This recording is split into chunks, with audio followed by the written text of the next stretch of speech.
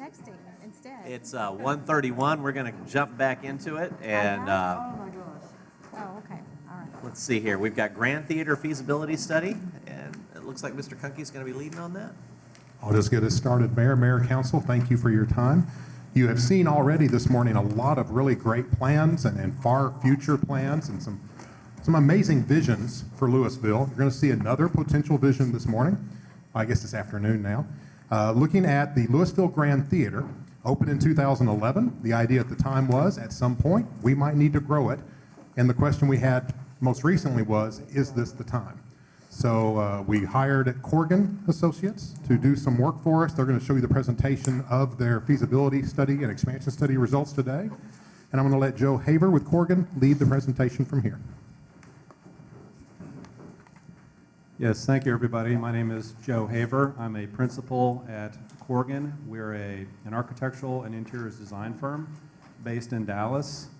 And we were very happy to work with the city of Lewisville in commissioning this study to, as stated, look at the feasibility for an expansion. So I'm going to introduce allow my teammates to introduce themselves and share their role and a little bit about their companies, and then we'll go right into the presentation. I'm Kurt Johnson, and I'm with Corgan, and I'm the project director. Hi, folks. My name is Alex Hargis, and I'm with Theater DNA, a theater consulting firm out of Los Angeles. And I'm Alex Keene, Associate Principal at Keene Independent Research. We did the market analysis. I'm the other Alex at the table. Yeah.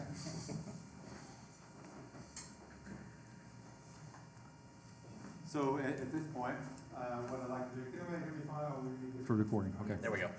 Yes, so we were commissioned with a task at the bottom for this study of feasibility for potential expansion of the theater, the Grand Theater. And we actually kind of take these groups and we put it in the squares at the top. So what we look at is the attendance, what happens historically, what are the projections in the future, how are the performances made, and what is to go on performance-wise, how is the space utilized. The proximity, what is around, what are the competitors, who's around, what impact does that have to Lewisville, and also the budget. What does it cost to build? What does it cost to operate? That's sort of the big parameters of these tasks that were mentioned down below. And so what we want to talk about are several things. We want to talk about the opportunity that is in front of us, in front of the city of Lewisville and the constituents of the community, and also the artist community. We want to talk about sort of the architectural element of that. We want to look at the foundational components, the statistical, demographic information that really is built up from the ground. Then we'll look at the architectural elements of how this can be envisioned more from a spatial planning perspective. Then we'll look at some costing for the facility. And we'll look after that to sort of the operation, some findings, some opportunities for growth, for expansion, for bringing commerce into the downtown area. So at this point, what I would like to do is turn it over to the opportunity we have in front of us, and Alex Keene with his group will talk. So let's see, we're good. So first, let's kind of talk about the market a little bit. So when we do a market analysis, some of the key things we look at are your demographics, but also your existing inventory. And our firm has been studying DFW for years now with several different projects. So it's always been just kind of really interesting to see where growth has been, where investment has been, and where you're likely to see future investment. So you'll kind of see this map here. This is a part of a concentric ring analysis. You'll see it's broken by darker purple is your primary marketplace, that lighter purple is your secondary marketplace, and then the lightest purple is the tertiary marketplace. And the way I kind of break those down is the primary marketplace is really your core folks that are going to come and support any type of performing arts asset. That's that kind of 15-minute drive time. They're folks that identify with kind of living in the Lewisville area. The secondary marketplace is more, if they're going to come occasionally, maybe they're going to come for, a weekend event. They're definitely not coming on a weekday. And then that tertiary marketplace, which gets way out there, they're the folks, they're usually the dance parents. They're going to come on, for competitions. They're going to drive for some kind of major event that is going to draw them from somewhere. They're going to drive past several other performing arts centers to get to Lewisville. So the thing to know about the inventory here is there's not a lot in the area. This is a one of the challenges of DFW is you got to drive a lot to get anywhere. And so when we're thinking about can you support your existing assets as well as investment in future assets, we want to make sure that we're not sort of replicating or replacing something that's well within the market. And what you're going to kind of hear from me in the next couple slides is you have a lot of options here because we're well placed in the market to not be replicating anything else, and we have a lot of population. So I'll talk a little bit more about the demographics of those three different areas in a minute, but just kind of moving forward here. We looked at Denton County population projections, and growing rapidly. When we think about investing in cultural and performing arts assets, these are not buildings that you tear down in a couple years. These are durable assets that last decades. And we want to make sure that in any of our work that we're not going to see some sort of population collapse or anything else where demand may decrease. And we actually have a methodology for doing demand projections for different types of cultural and performing arts events, and we applied that methodology to the population projections of Denton County, and what we're seeing is just absolutely massive growth in just about every type of cultural and performing arts offering, and that's really being driven by the fact that your population in the area is increasing rapidly. And we understand that Lewisville is still kind of landlocked, but you're just so well placed with your access to the highways and everything else that you really have the opportunity to be a significant player in the region when it comes to what you're showing. And then when you actually look at those concentric rings in the primary, secondary, and tertiary marketplace, some of the other things we're looking at is your total population. You got 65,000 folks that live within a 15-minute drive time of the theater now. That's a lot of people, and when you look at benchmarks at a national level, that's a significant population that already live within kind of the radius of your performing arts center. And if you go kind of over to that market area potential, what you're seeing is kind of 100 is the national average. It's over on the right. So anything above that is above the national average. And in just about every category of attendance and other types of participation in cultural and performing arts, we're seeing numbers that are well above the national average. So what this all means to me is you have options. You have a marketplace that's growing. You have demand that's growing. And it's definitely, as you're going to hear from my colleagues here, some different ideas for what you might do. What the market says to me is it's not saying do this or don't do this. It's saying we have a lot of flexibility because of that growth and the fact that your community is going to continue to demand cultural and performing arts.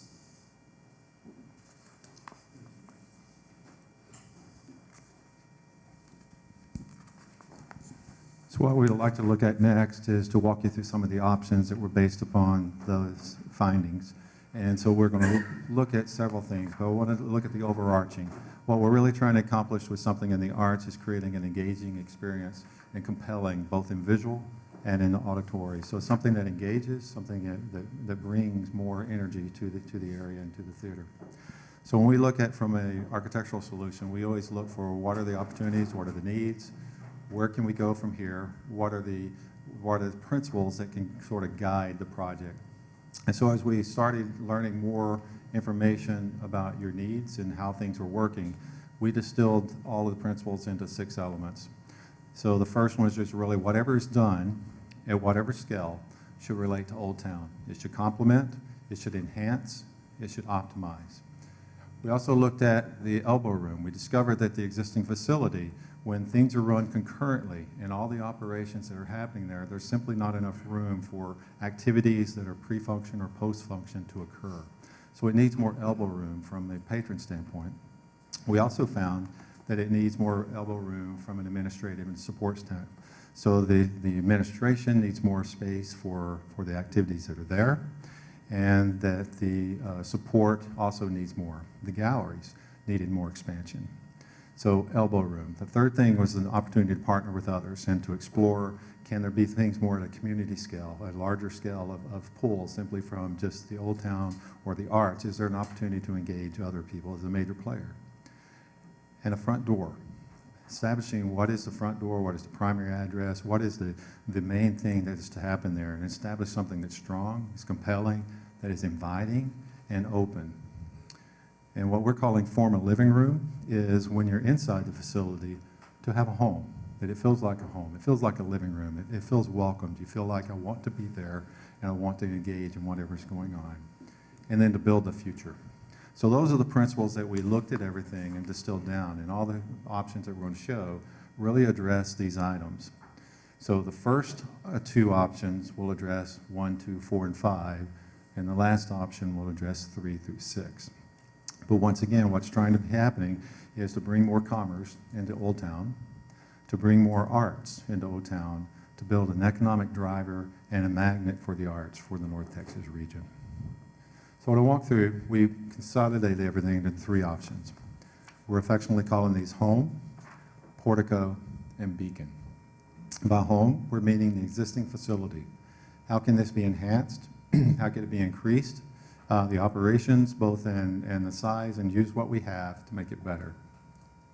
We also talked about portico, and that was the aspect of making a front porch, an overlook, a connection to the park that is adjacent, this wonderful, wonderful park.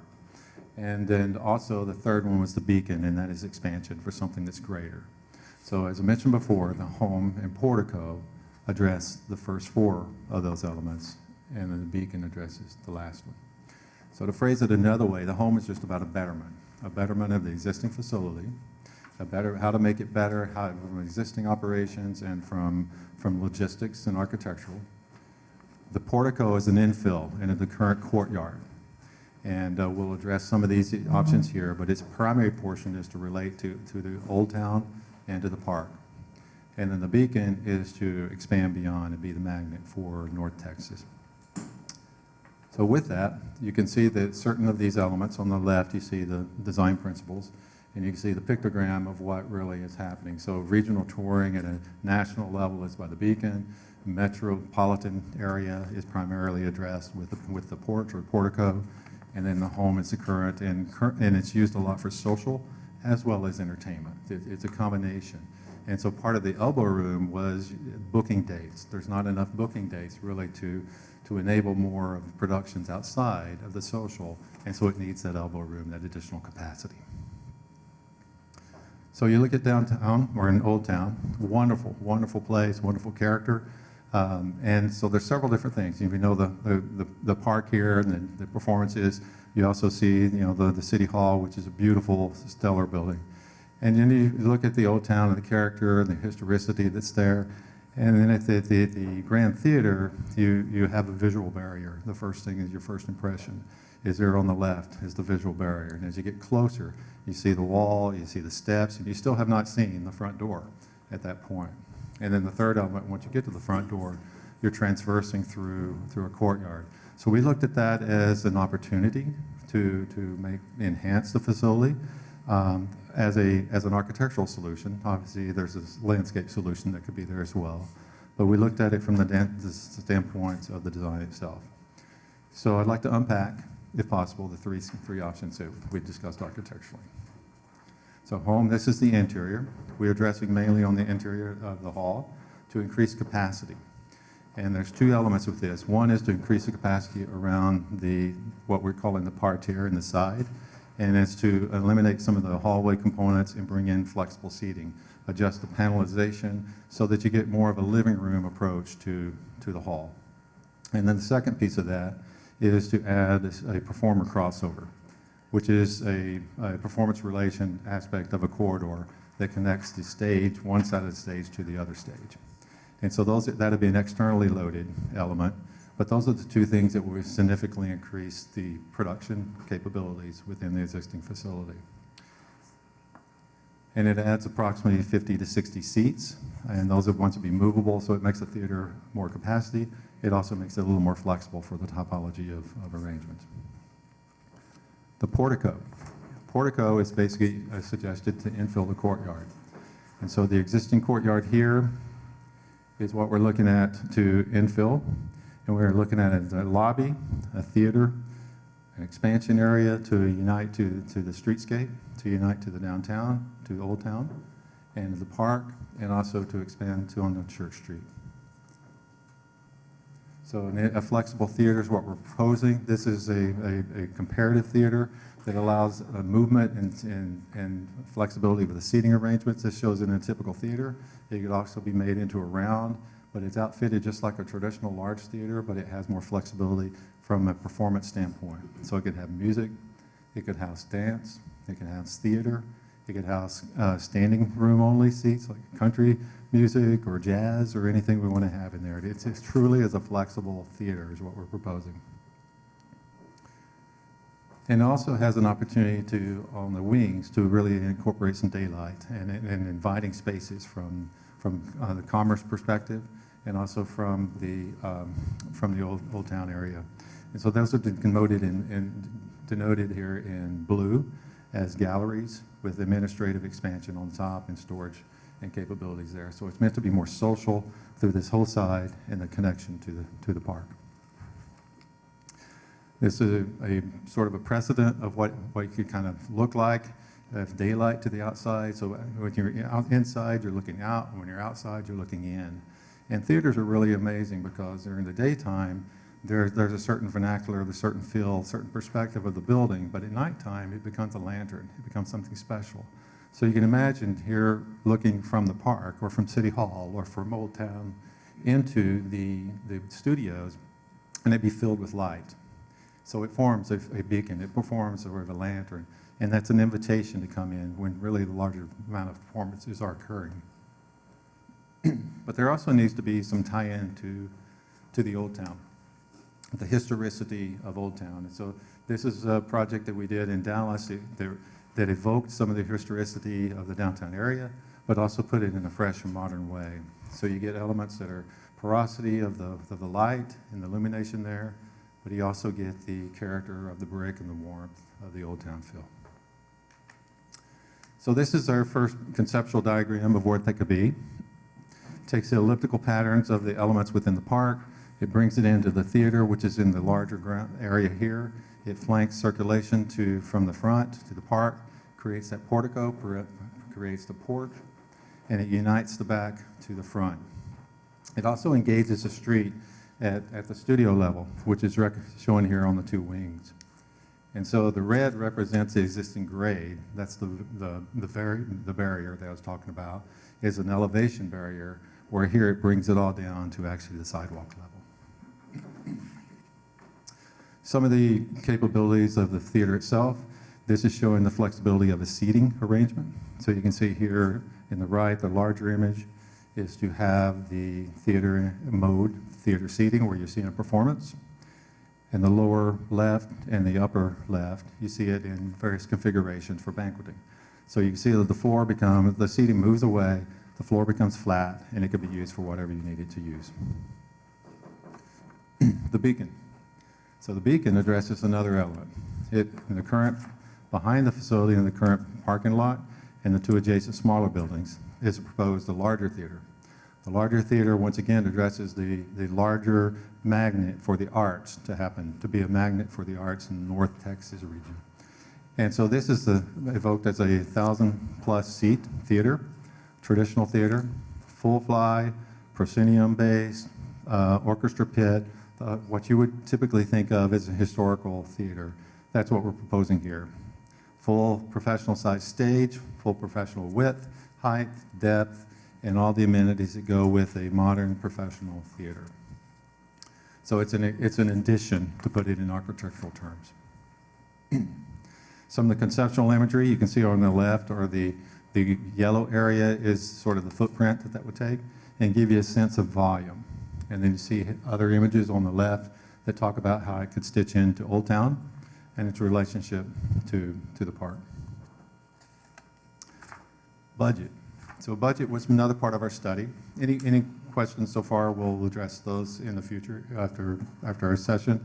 But if you have any questions, please table those and we'll be addressing some of those. So each of these schemes has a budget cost that is anticipated for each of the themes. So I'd like to unpack that here. So the portico is the infill, and that's the relationship to the park. And when we establish a budget, we look at it for the elements that compose it. So we break it down into what is the structure, what is the foundation, What is the envelope or the things that seals the building? What are the interiors like? What are the building services from conveyance of elevators and stairs? What are the systems, mechanical, electrical, plumbing, life safety? We look at things like that, and also theater equipment. To operate the theater, what's happening there with seating, with lighting, with all the rigging aspects of it, and then we look at any ancillary things like demolition and interior finishes.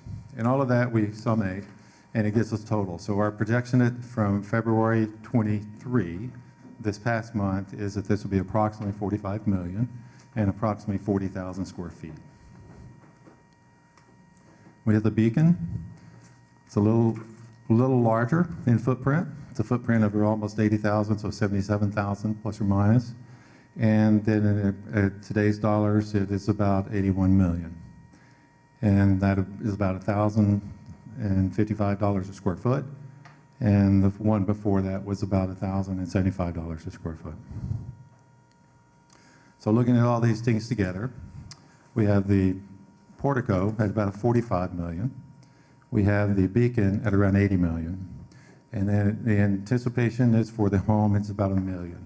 And that includes several upgrades, the crossover, the seating, and some limited AV and improvements for the theater components as well. Before you move on from that, so he's given his costs, but we've also had them add inflation costs related to cost escalation on the bottom, and that's what we're putting in for all of our blue ribbon projects, just so you understand those numbers and why they're there. So basically, we've got about $1 billion of blue ribbon. All of them have the same inflationary numbers we're putting on them. And for perspective, we're putting 9% annualized for 5 years.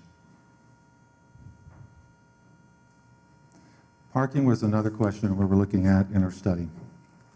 So with the parking, first thing we did was look at what are the plans for the community. And there's a wonderful plan that the Catalyst Urban Planning Group did that we totally agree with their assessment and their findings. And so they looked at it a holistic for all of the development that occurs east of 35 and east of where we're at, and just all the way out to Valley Ridge Boulevard, as well as in the Old Town area as well. And so I want to concentrate on several findings here. One is their recommendation for a shared parking strategy for Old Town. And we totally concur with that. That is the way that these buildings really want to work, because they're predominantly used at nighttime with a little bit of a matinee as far as in the performance standing of it. And the rest of the world operates more on the daytime, and then the restaurants the day and the night. So you want to look at a shared relationship. We totally agree with that. And so with that principle of their findings and recommendation, then we also looked at the findings of the space within Old Town. And we discovered that there's ample amount of parking for the portico without any modifications or any changes to the capacity of what you currently have. We also looked at the Beacon, and we think we need a little more understanding of what's happening coming on with the multifamilies that come on board and some of the other development, because we understand that there's some shared parking relationships with that. So we don't have quite the total capacity number, but it will increase if we proceed with the Beacon. It will increase parking capacity. We just can't quantify yet if you need to build another structure or if these onboarding structures have enough capacity within them to accommodate that.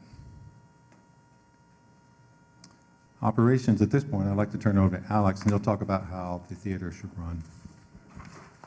Thank you. I'm going to change it up here and I'm going to sit. Thanks, Kurt. All right, folks. So now what we're going to do is we're going to take a minute to understand why we're looking at these building options, because you've got two right there in front of you, and then also what happens if you select one of those options, because once you build it, you have to run it. And so how does that look and work? So to do that, we first had to do an evaluation of what the current utilization is for the art center, as well as the user demand that's on the facility, so we can get a better understanding of the growth potential, just like Alex did with the market study, but then also where is there strain in the current services and the capabilities that the staff can provide now. And so in order to do that, what we did is we sat down and interviewed all the key groups that use the facility, the largest ones being the grant-supported art groups that have the highest volume in the facility. as well as we took all the calendar booking data and we downloaded that to get an idea of how that's spread out throughout the calendar dates. The data that you see there is organized in total of event volume, date allocation, how much of a year do they use, and then also how much is the facility taxed as far as the bandwidth used over that time. So before we get into some of these numbers real quick, it's important to note the effect of the pandemic as it had, as you can imagine, on all live entertainment venues, because what you're going to see over a 5-year span of data is that we're going up, we hit a big dip, and then we're starting to hit a recovery. And that's basically the summary I want to make sure you all see. Because in fiscal year 19, that's where we really started to see peak growth in the Arts Center. That's where, at that time, they were hitting 965 booked events in the year. And then we took the dip with the pandemic, and in the last 2 fiscal years, we've been slowly getting up to recovery mode. And as you can see by the trend line data, or on the upper right-hand bar graph that's blue and gray, by the end of this fiscal year, it is possible that the Arts Center will reach pre-pandemic levels. If it doesn't hit it this year, it will certainly hit it next year, and it means they will hit record level utilization next fiscal year. So other key insights that came out of the utilization study that we did is that out of the entire calendar year, only about 9% of the dates are not used. And of course, that is including, trainings and maintenance and then live events, booked rentals, but only 9% of date inventory is not used. And then if you look at it from a spread of the booking type, you can see in that blue colored donut where standard rentals, that's what we're qualifying as your private events. So that might be an outside group that's doing a dance program, it might be an Aaron Gatrum, it might be a wedding or a corporate meeting. Your grant rentals are all your art-supported grant groups, or in other venue types, they would call those resident companies. Those are the ones that receive subsidy from the city because you want them to grow, because you want them to bring culture and arts to the city. That's why you're seeing usually a high percentage of allocation to them. And then the COL, of course, is you guys, City of Lewisville. And that includes classes, community programming, internal meetings, as well as presenting. And for those that may not be familiar with the nomenclature, presenting means this is product, shows, entertainment that Denise's team goes and buys, and they bring it and they put it on sale and present it at the theater. And that's all wrapped up into that category there. Real quick, some other high points on the utilization was that Huffines Hall in particular, as you can imagine, is the mostly used space. At its peak, it was at 76% utilization capacity throughout the year, and again, it's getting to that point now in this fiscal year. The overall note for that is the facility is greatly used, and what's good is that you guys are asking the right questions at the right time now, because you're not maxed out at 100%, but you're not below 50%.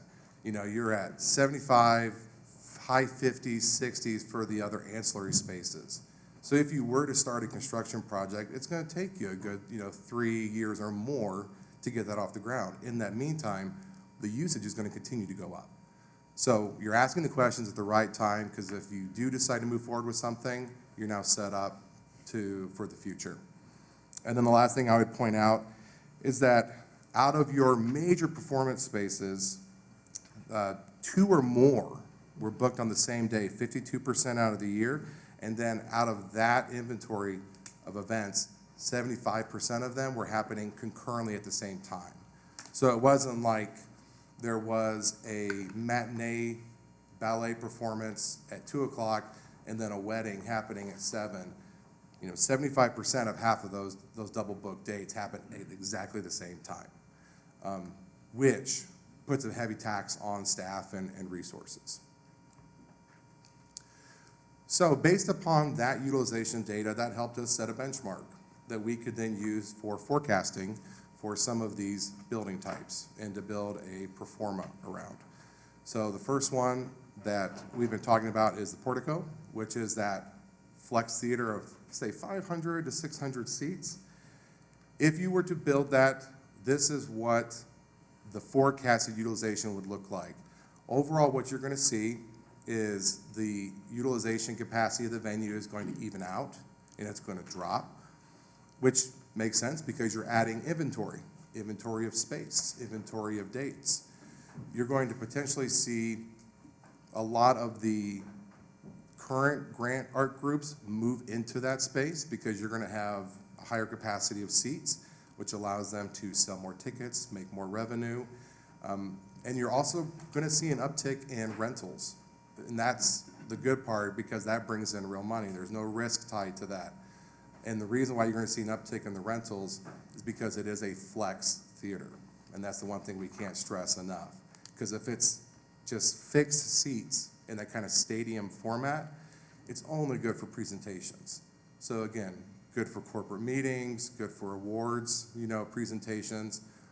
But the flat will allow the seats to then go away and get you a flat floor banquet hall, essentially at that point, which you can use then for food and beverage events, special occasions. Yeah, weddings all day.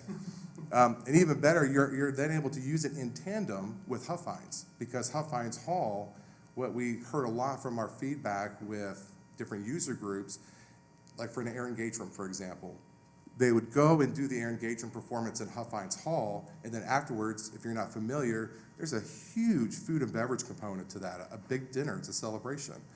And they don't have a place to do that in the current facility. So they may pack Huffines Hall, but then they go split out to one of the other event spaces in Lewisville or out of Lewisville. Having a flat floor will allow you to keep that rental and that business in that space. Okay, so then let's then take a look at, if we go towards the beacon.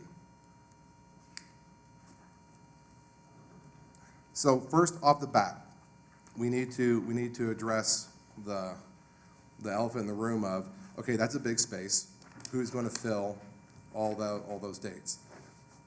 This pro forma and this forecast is built under the assumption that the Lewisville ISD will heavily utilize this facility. During our interviews, they were one of the stakeholders that we interviewed, and there was interest in potentially having some of the music education programming and events at this space. And UIL competitions, somewhere in the neighborhood of potentially 40 to 60 dates. They need a lot of breakout space. They need a lot of room for the music presentations. If the ISD does utilize the space in that kind of capacity, that's a game changer and a swing in favor of this building type. Yes? Jump in real quick and make council aware that we have communicated with Superintendent Rapp, and she loves the concept and the space. She cannot commit to guaranteed usage of the building. I think it's a discussion that would continue on.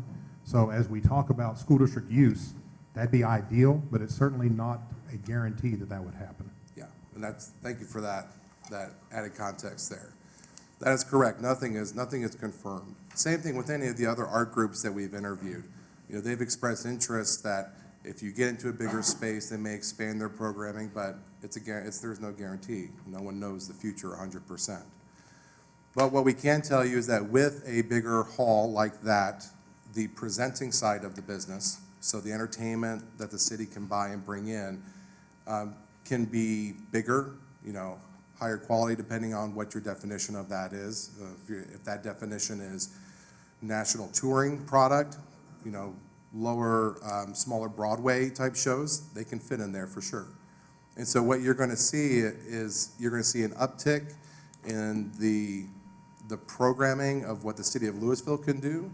You'll definitely see an uptick in the standard rentals, and then the art grant groups will end up doing a little bit less dates just because it's a bigger room. They don't have to do as many performances with that larger hall there. So to kind of give a summary from a business planning and operational point of view for these two spaces, what we heard a lot from the user groups is that the current space, Huffines Hall and some of the others, They don't have the seating capacity, so they're limited on how much revenue they can bring in. Some of the production equipment and wing space is not what they would need in order to do the quality of work and the quantity of work that they want to do. And then we also heard there was a desire to really bring more commercial product into the facility to help drive that foot traffic into Old Town, whether that's stand-up comedy, it's blues nights, kind of that Kessler, kind of feel, if you will. So with this facility, the 500 Flex, it can do that. It will 100% do that. It will allow your grant art groups that are growing to keep on that trajectory, so they don't outgrow your space and leave it and go to another city or to another building. And for the smaller ones, it gives them a place to even take that next step. And then with the flat floor capabilities, you're going to increase your rental revenue, and you can start to bring in that commercial product. It's not going to be a cure-all for some of the groups that need big space. Imagine the Nutcracker. They need big wing space. They need lots of dressing rooms. This facility is not for that, but it doesn't mean they can't do versions of it. And as far as programming that can come in, just to kind of set everyone's expectations of what you could book in this space, that's over here to the right. So you wouldn't get Hamilton, but you could bring in Spamilton, right? Which is a really great show. It's a parody of Hamilton. It's a great show. It sells tickets, and it can fit in the space. Because you're looking at something that can go on a semi-truck, or a box van, at that point. But then also some really great, regional music artists, and some great family programming. And then the last is on the 1,000 seat. Of course, from a capacity standpoint, it solves all your needs there. Smaller groups won't be able to just fill all the seats. They'll have to grow into it. But from a production standpoint, it can accommodate anyone that needs to use that space. But again, for proper utilization from our standpoint, it would require someone like the ISD or another group to really take those 40 to 80 dates to have it properly utilized. Because the city could do a lot of presenting in there, but they'd be taking a lot of risk. And you'd want to start off small with maybe a 6 to 8 main stage show series to really start to cultivate that audience. And then the other thing to point out is from your competition standpoint, when you get to a venue of that size, you're now going almost head to head with the Eisman Center over in Richardson. It doesn't mean you have to cannibalize each other. There are ways to work with that. It's just playing in the same sandbox nicely. So you could almost use the tollway as your divider line. If the Eisman Center is focusing on audience development going to the east, Lewisville could focus on audience development to the west. And therefore, you're not cannibalizing each other, and you could both be fruitful in this same market. Now, as far as shows go, you can do the bigger stuff. Now you can bring in 4 Phantoms, the actual 4 Phantoms from Broadway. Not a big show technically, but the artist fee is going to be much, much higher than on the other shows we talked about. But because you have the more seats to scale the tickets appropriately, the business model works. And then you can accommodate more technically complicated shows like the ones you see down below.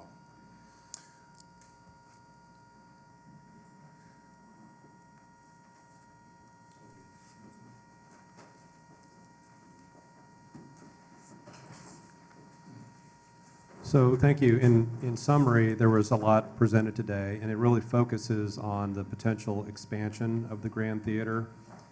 We looked at the demographic studies, we looked at the operational aspects, as well as some architectural enhancements in what we would call a light touch, a medium touch, and a heavier touch. And all of these do represent options for the city of Louisville. Every one of them comes with its own opportunities, and ultimately it would be an investment back into the community. So I'll open it up for questions. If there's anything you heard in the presentation or comments, that'd be a great time, and we'll do our best to answer those. I'm going to add a few things to that. So I just wanted to make sure, well, I think council understands this at this point, but I want to hone in on cost recovery, because I think you guys could help me and make sure they understand that this is really a quality of life value proposition. So When you do a hotel feasibility study, you're really looking at that as whether or not investing in this is going to give you a return on investment financially.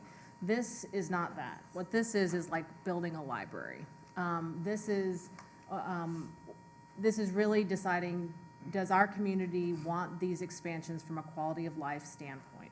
So you should never be, you will, even in the best case scenario, be doing a cost recovery operationally.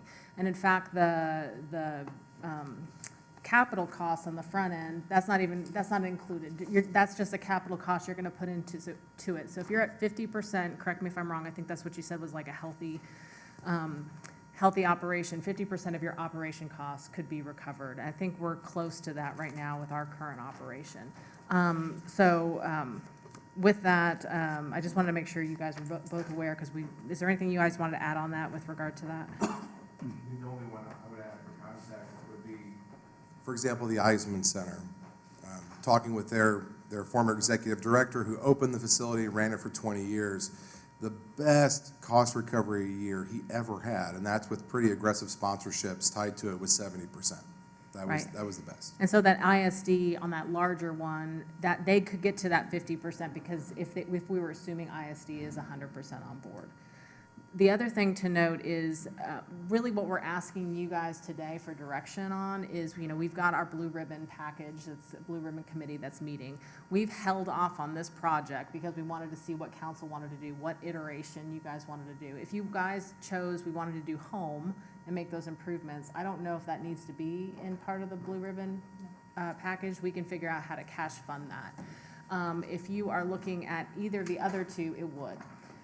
For context, I know you guys have not seen any of the other projects, but for context, there's about $1 billion worth of projects that are competing with this project.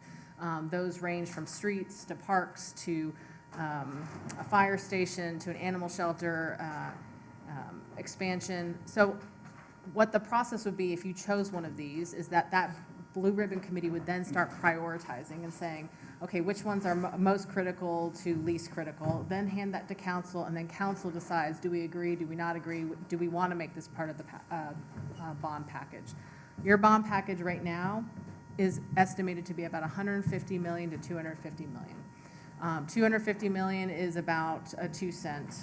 You would have to warn the public that could mean a 2 cent increase. Although with our growth, we may never get to that. The other alternative is you could look at TERS fundings on this. So you never even send this to Blue Ribbon, or we send it to Blue Ribbon, figure out the prioritizations, and then we try to find other ways to fund it.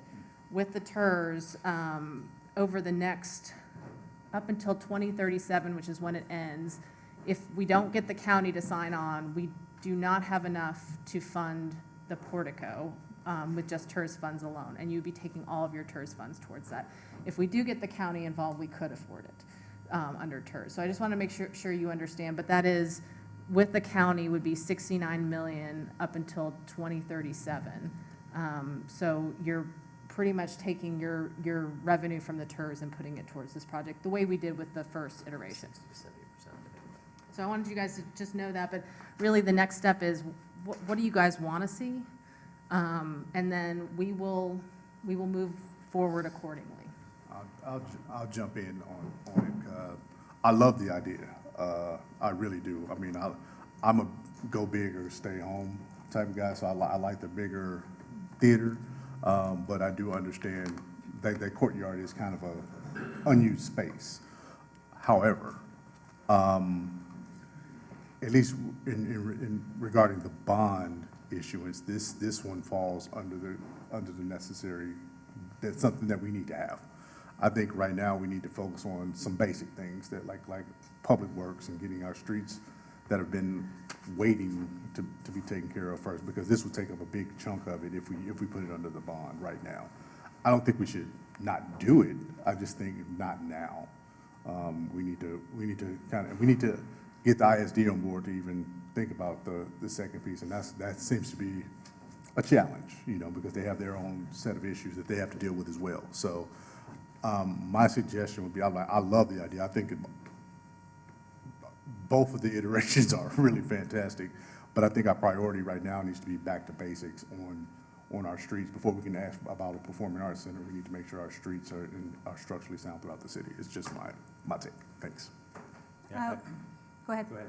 You first. I was just going to say, I agree with that assessment, especially since looking at the numbers of the utilization, and what we talked about with the mall earlier today, that system's broken, so we need to step in and help facilitate a solution. This seems to be working for now, and I realize that it's limiting long-term, but I also know we've spent a good chunk of today talking about a lot of other infrastructure investments, not only replacements, but investments that we would need to make going forward, particularly in Old Town, for really that vision to come to realization. And so when I look at that and this and try to weigh how this fits in with supporting Old Town, I don't think it's going to get us where we need to go. Our dollars we could get more bang for the buck for what we're trying to accomplish with Old Town with some of the other infrastructure improvements we were talking about for now. I agree with Brandon that it could be something that we need in the future, but we don't need it right now. So I'm not, and quite frankly, the cost really is shocking. And that doesn't even include parking. And I live 2 blocks away. If we don't add parking and we expand the facility to this, it's going to bleed into my neighborhood and it's going to be a disaster. And I also think it might actually hurt our retail businesses and our restaurants who need that parking for their businesses. So I'll leave it at that. Patrick, go ahead. Very similar sentiments. I love what you did, great presentations. I love the concept, but I don't think now's the right time, at least in my opinion. I am curious, one of the things that crossed my mind though, is I'm looking at the concentric circle study we did over here. This is as of now. What are other cities in the area doing about this? Does Flower Mound have something doing about this right now? Does Garland, who's not what's happening now, but what are they planning for in the future? Yeah, so that's a great question. So everybody's thinking about something, right? Yeah. And it's my only kind of caution to now is not the right time is someone's going to do it, and then it'll maybe never be the right time. So I'm all over the DFW area talking to clients who are all kind of contemplating different versions of something like this, right? And it's almost a little bit of kind of the performing arts gold rush, so everybody's trying to do something, or they already have something and they're doing some type of renovation or reuse. Frisco comes to mind as a major player who might do something in the future. You talked about Flower Mound. That's been talked about as well. I think it's exciting that Lewisville already has something, right? You already have the Grand Theater, and it's, I'm not familiar with how the process went when it was designed, a decade or so ago, but it's small. It's very community focused. It's kind of at a different scale than Lewisville's at. So, if you could go back in time and probably these projections kind of looked like this back then, I would have maybe given different advice than where you ended up with your capacity in particular. So, you all get to make the decision what's your priorities, but if not for now, you may have competition in the marketplace in 5 years that you didn't have if you don't announce, right? So. I appreciate that point. I don't think the success of Old Town depends on having this theater. Go ahead, Bob, sorry. I do believe that it would be an addition. It would be a terrific addition. And I'm going to be a contrarian here. I would go for the home and portico at this point. I talk to people regularly who complain about the size and the fact that if it would only be a little bit bigger, we'd be able to do more. And so I think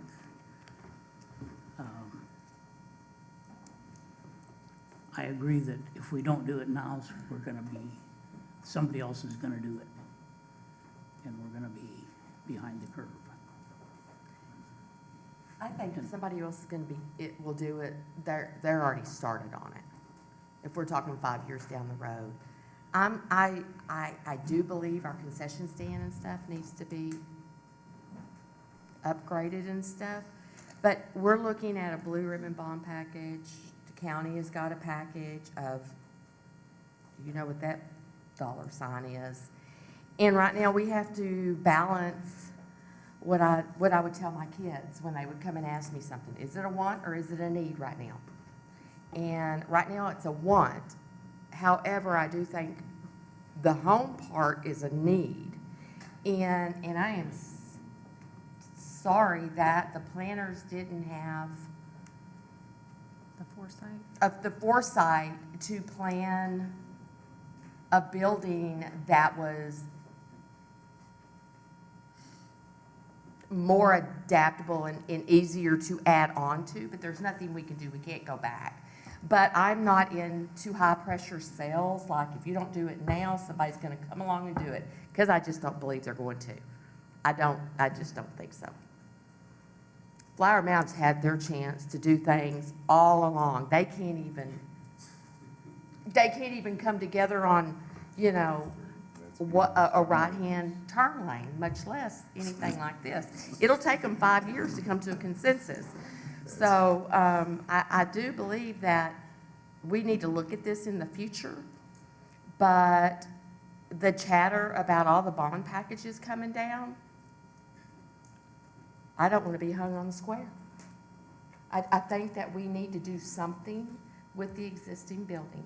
We need to enhance the concession stand and let that add some sort of a benefit and profitability to what is there. And I think that we need to keep a close eye on when we get some of our needs taken care of and get our Old Town where it needs to be. And, you know, if I'm gonna spend this kind of money, I'm gonna say, you're gonna spend this kind of money on dadgum grocery store in Old Town before we put another 500 seats that we can sit in. Because I have to go clear across to the west side to do any grocery shopping. No, you don't. Yes, I do. Brahms has got a grocery. Get to Brahms. I go to Brahms all the time, but they don't have everything. Wayne? You're a west sider, you don't. That's right. That's There's a lovely Kroger in Castle Hills. First of all, I love all of it. I mean, I'm there at the theater quite a bit, so I mean, I know a lot of these challenges. A couple of questions, comments. So you mentioned about the Eisman, but what, as far as other competitions, as far as like the new Coppell Theater, UNT, how do those kind of really, you know, play with these potential options? Yeah, great question. And when it comes to Coppell in particular, I'm intimately involved with their operations. I was the managing director that opened that facility. So with Coppell, they've taken the stance, much what y'all have mentioned before, is that this is a cultural asset and a quality of life amenity to the citizens. So even though it's at 440 seats, what they do is they're willing to pay a little bit more to bring in the higher quality shows that cost more to subsidize the cost of the ticket. And they do their best to break even, but they're okay with losing some money on it because it's a quality ad. Because it's a bedroom community, lots of people don't want to drive all the way to downtown Dallas or a major urban area. As far as other cities, Plano right now is looking at more of how do they focus on festivals, you know, that they've really done really well with, and improving efficiency operations within the current facilities. Addison is in a place of kind of questioning of, okay, what does it want to be? Because the city's been known for its big tourism through festivals. So do their facilities need to change? And then, like my name brother Alex mentioned, there are other cities, you know, between, you know, Irving and Frisco and around that. They're all saying, okay, how do we improve? And part of that improvement doesn't mean adding something, but maybe not. So to answer your question definitively is, If you're looking at a 500 to 600 seat flex theater, you're not really looking at a lot of competition from the kind of programming you would go after. It'd be more commercial music acts and all about growing the art groups you have. If you go to 1,000, 1,200 seat, again, your biggest competition is the Eisman Center, but it is possible to coexist. Okay, and do we have a study of like the venues that LISD already has that they use and what the capacity of those are? We weren't privy to a study or a data. What we had is from the interview that we did with them. They listed the venues and the capacities that they had. The largest one being at the main campus, you would think would be able to accommodate. From a seating standpoint, it does accommodate. The problem is it doesn't have all the back of house support spaces, breakout spaces to accommodate UIL competitions and all the other programming they do. You almost need a conference center with the Performing Arts Center. Yeah, and so they often say they have to, even though they have 1,000 seats there, they have to go somewhere else because the facility is not properly designed and equipped to handle all their needs. You know, I think that if we had a firm partnership deal with the school district, instead of, you build it and we'll come, you know. I think this is the kind of thing that seems like it maybe needs to be phased over time. I'm certainly, definitely, I think it needs a little, the theater, the home version needs a little punch right now to kind of get us over that little hump right now. But I know we've got a lot of infrastructure and all that stuff that's got to be done. So, but obviously, I'm in construction. I know that big word inflation. I know what happens. It's going to be, 60 million next time we think about this. Is this a deal where you either do 500 or 1,000, or can you do home, portico, beacon, and stages like that? And do you need a? One of the ways we looked at this was to have it in a low touch, mid touch, high touch. The other way to flip that is, initial phase versus can it be built over time. And so they all are independent. They're all united as well. So yes, each of those can be phased. So if the trajectory is to go to the home and the portico, then the beacon could be phased for later on. And so it's definitely designed to be that way. This could, over time, this could support all three Yeah, of those, yeah. right? In a sense, it's an incremental growth. So right now, you've outgrown from a production or a capacity of events coming in because it's blocking with all the other engagements. So the beacon, the portico would open up those dates from a commercial product. At some point, you're going to fill those up, and then the beacon could come in and amplify those. And so the home version, I think I'm counts right. I think it's like this current. It's like what, $299 or something like that. It's about $299. Yes. And then 60 seats would be. Is that going to 60 seats? Is that going to really help us get? It's more from the event days that are currently utilized. There's just not enough capacity to bring in, with the current arrangement of events, to bring in outside groups at a commercial level that would do that. I think the home version really is really what I would like to see. I've got a couple of quick questions. Can staff give me what our current operational budget is for the Grand? I was hoping Denise or. Denise, do you have that number handy, Denise? We'll pull that up for you. I should have had it, and I don't. Gina's on it. So there's a few data points I just kind of want to put on the board here. I think we've got kind of the lay of the land, but as we're looking at this, I don't think anybody here disagrees that we want to grow the arts community in Lewisville. So we have it here. The current expenses, $931,000. Current revenue, is that $221,000? Am I reading that correctly? Yeah, for this fiscal year. For this fiscal. I'm sorry, what was that first number again, James? $931,000. So it's costing us $1 million.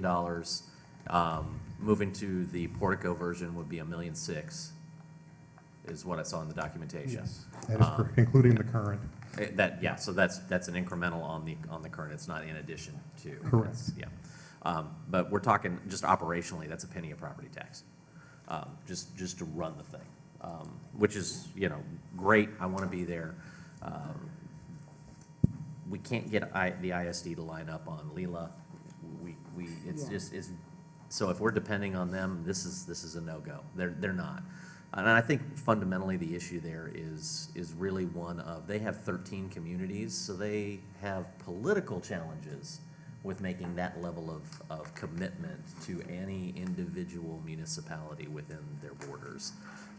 And since there is such a gap, you kind of got to get up to that next hump, almost to 1,000, for them to start going, oh, that's compelling. So that's challenging. And then the last piece of this is, we're talking about $44 million, $88 million, whatever that number is. So where does that come from? It comes from the TERS, or it comes from the bond, or it comes from some mixed partnership that we figure out. But the low-hanging fruit is the TERS of the bond. If it comes from the bond, we're looking at 200 million is what we can probably get with the, according to city manager. And that's with the implication that it could be up to a 2 penny, 250, with a 2 penny sales tax increase. Now, the bond in 2015 had similar stipulations, and we never raised taxes because our growth. So, but you gotta say that. So I'm at 250, and even if I just do the middle one, that's 20% of my bond capacity is gone in one project. And so the question is, do I take that 20% of that bond capacity and build Old Town on the packet before, which that was some 80 million in infrastructure improvements that was written there. Or do I take the 67 million in TIERS money and move that to develop Old Town and then get to that 6,000, 8,000 head count? But you have to be careful because the legislation is looking at terms. Understood.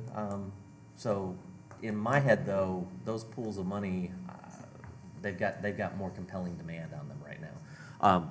I would like to see home, especially if there's some issues there. What worries me on home, and James, maybe you can help me with that. One of the reasons we picked $299 was because that was a licensing deal for shows. So that's correct. When a stage play company acquires a script to do productions, they pay a licensing fee that is on a scale based on total capacity, not total tickets sold. And 300 is one of those cutoffs, so we chose 296 for our fixed seating.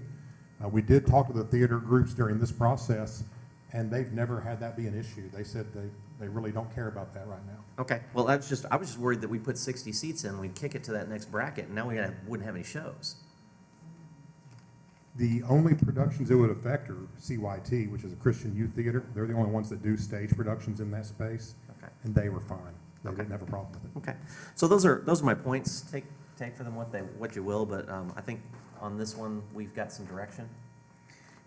Yes, it sounds like the direction is we're moving forward currently with home with the idea that we keep all of this in a potential future discussion. I'm willing to look at it if the bond package comes back and says, the blue ribbon comes back and says, yeah, there may be a place for part of this or a significant chunk of it. I'd love 1,000 seats. I think the 500 is, I can wrap my head around the 500 a little better, but. And then I think with home, there's also operational changes that they've made recommendations on for us to kind of, to improve some of our return on our investment as well. Super. So, okay. Thank you, guys. Really wonderful product, wonderful presentation. I really think you get what Lewisville's trying to do, but it's phasing in where we are. So I appreciate that. Thank you. Thank you. I had one just comment to make. The 900,000 operating costs was general fund only that they were talking about. We actually have costs associated with the grant in the hotel motel fund as well as the community activities fund. Okay. So we annually spend about 1.5 million on the grant. Okay. Just So to clarify. marginally, no, there's no way that would only be a $100,000 impact to the budget, though. No, because I think they were basing it off of the 991 or whatever. Okay, so off general fund revenue only. Yeah. Okay. So okay, super. Thank you so much. Thank you.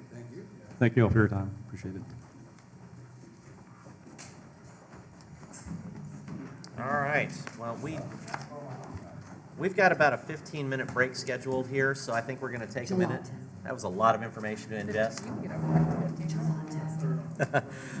You can chase Ronnie down at the gelato shop if you want. Yeah, we're going to take 15 minutes here, folks. So if we can come back at let's call it 2:50 and make it even.